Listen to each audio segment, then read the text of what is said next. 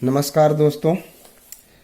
तो आज हम लोग बात करने वाले हैं बहुत ही इंटरेस्टिंग और मज़ेदार और बहुत ही क्या बोलते हैं important.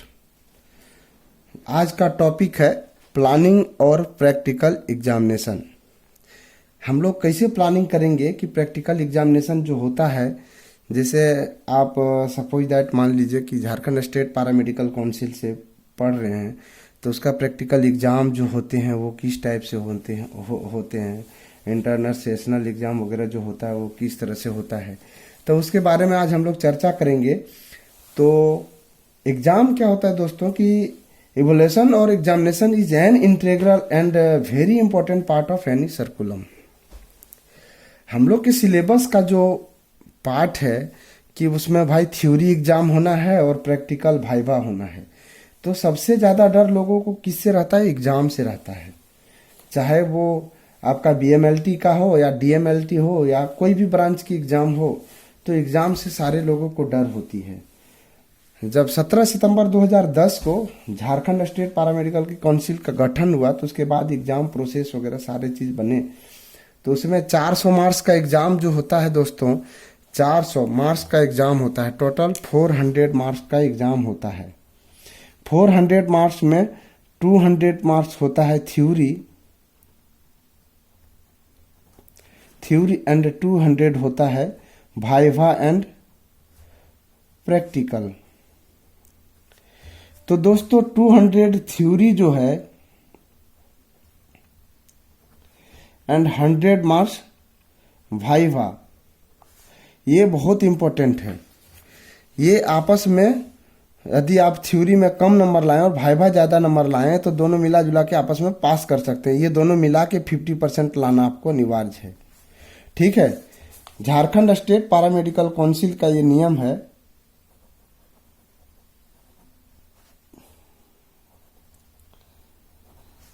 JSPC Jharkhand state paramedical council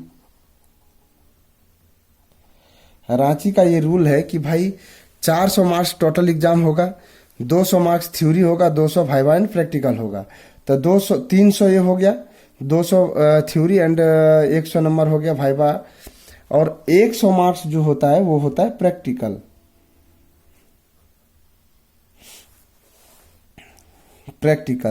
ठीक है, तो प्रैक्टिकल में इसमें भी आपको 50% मार्क्स लाना अनिवार्य है।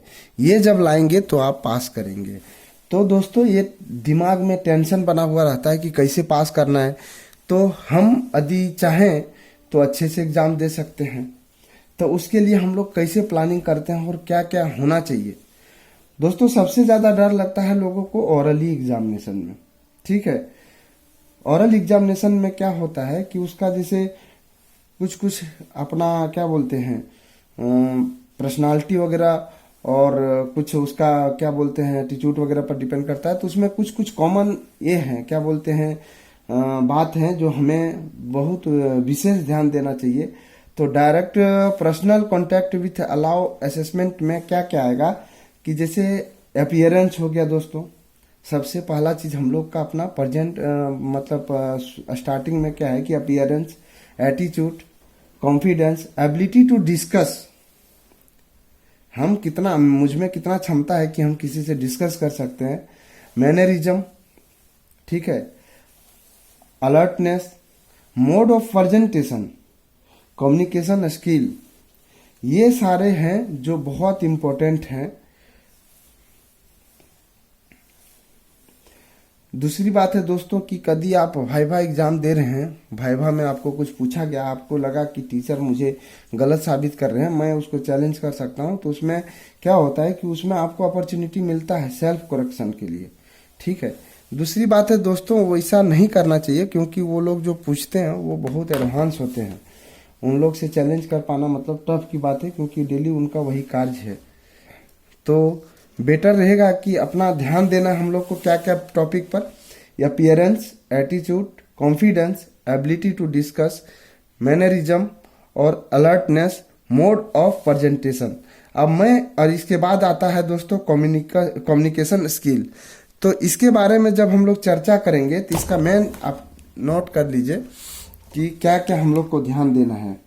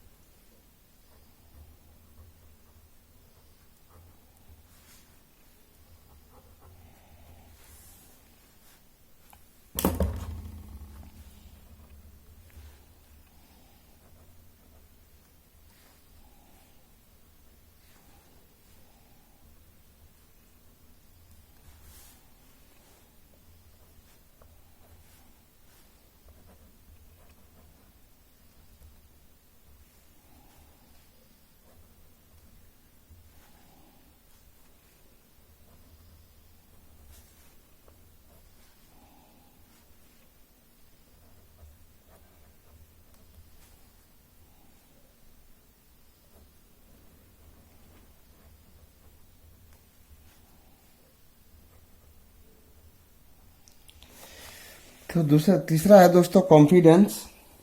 इसके बाद आता है आपका एबिलिटी टू डिस्कस।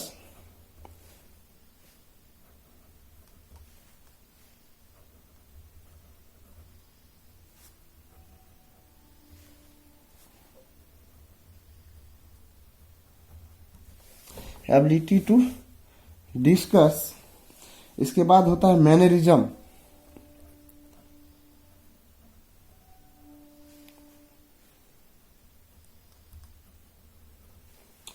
मैनरिज्म। इसके बाद होता है दोस्तों alertness.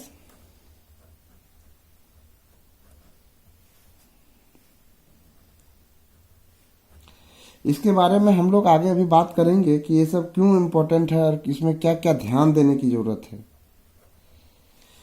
Mode of presentation.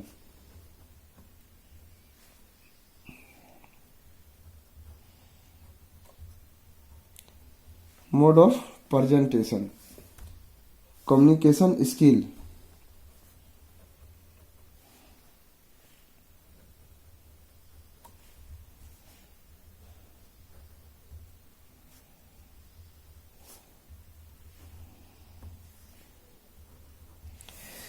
Communication skill.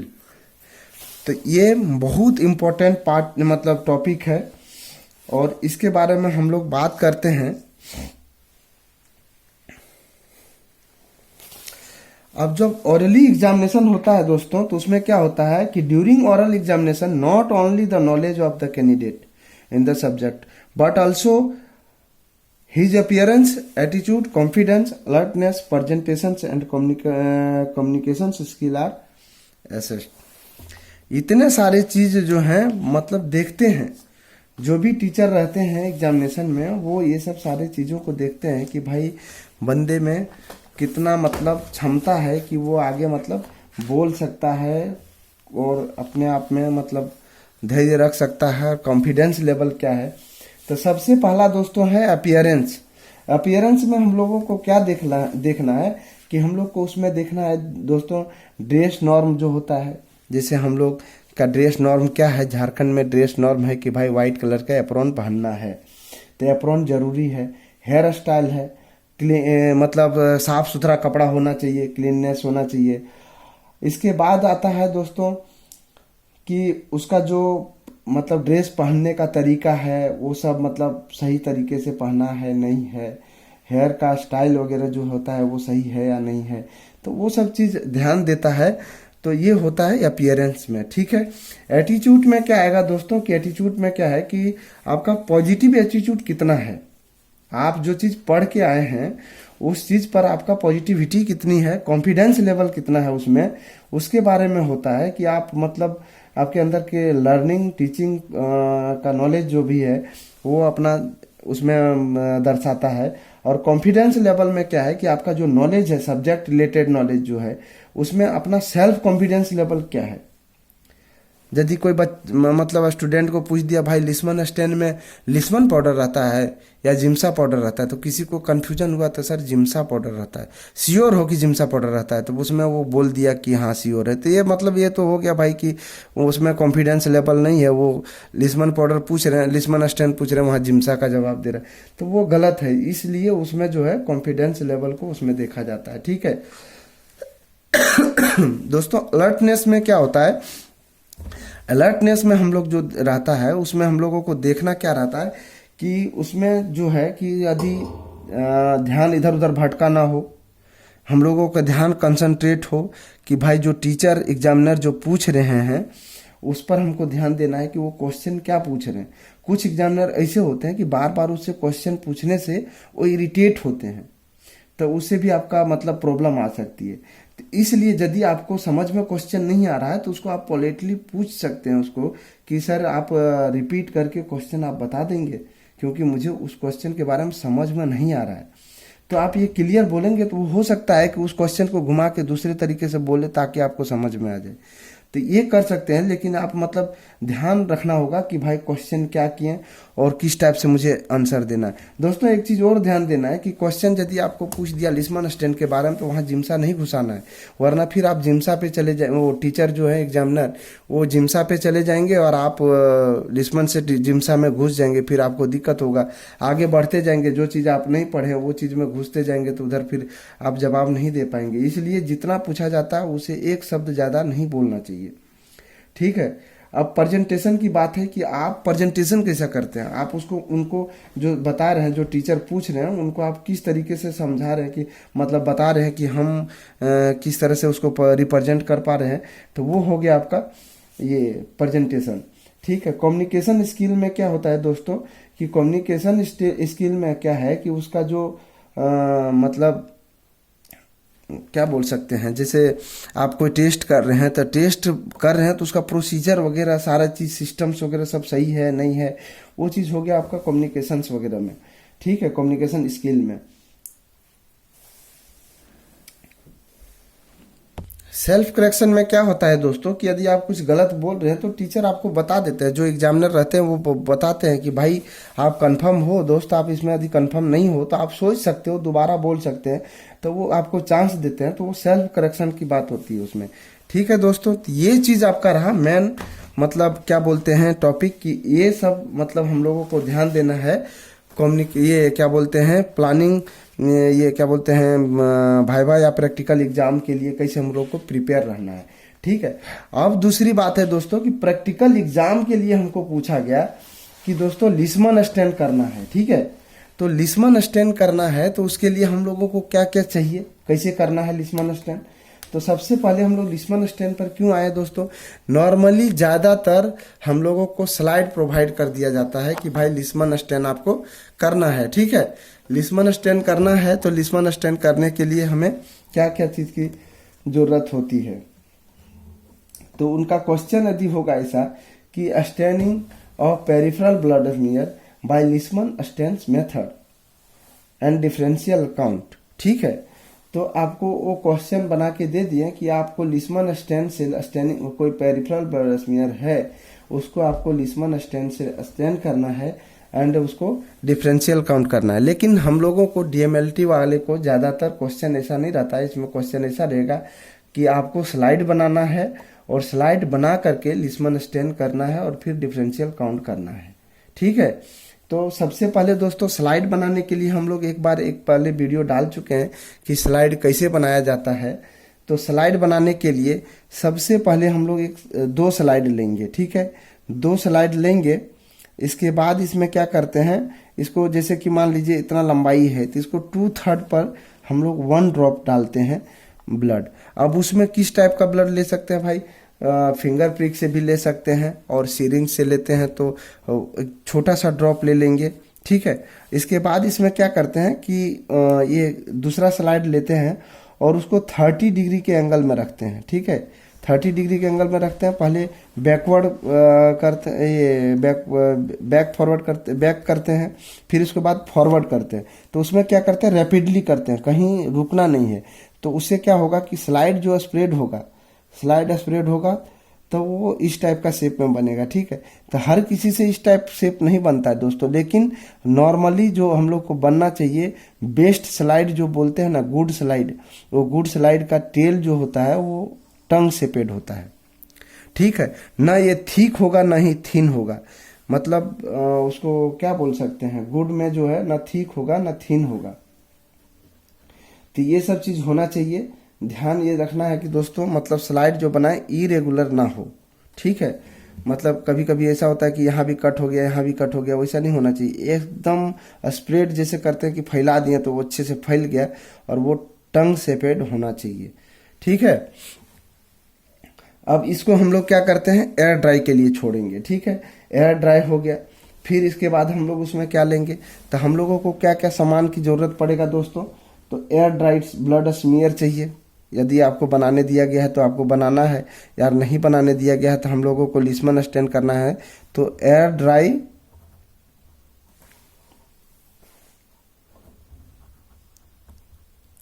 Dried blood smear चाहिए।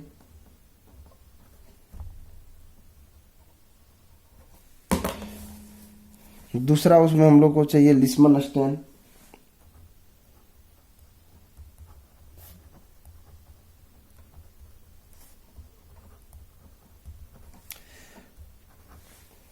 तीसरा चाहिए बफर वाटर।